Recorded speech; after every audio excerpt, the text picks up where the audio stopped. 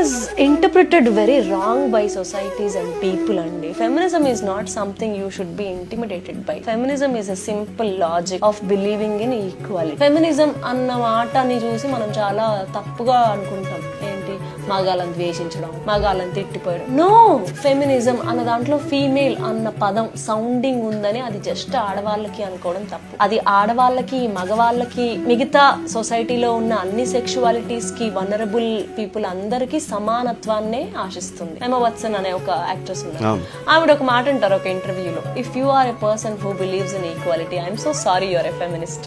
Which is true.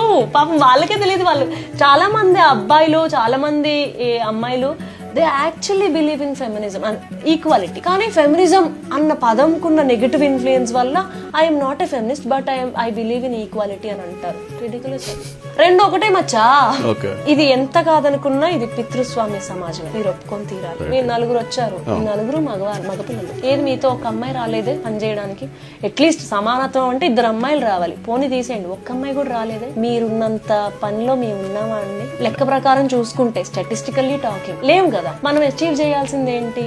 ఆ work space ఆడవాళ్ళకి provide చేయగలగాలి. Physiologically different. No we were talking about cerebral opportunity. ఇదే camera పని ఒక ఆడపిల్ల చేయలేదా? చేస్తుంది కదా. వేరే షీ ఈక్వల్ గా ఉన్నారా అని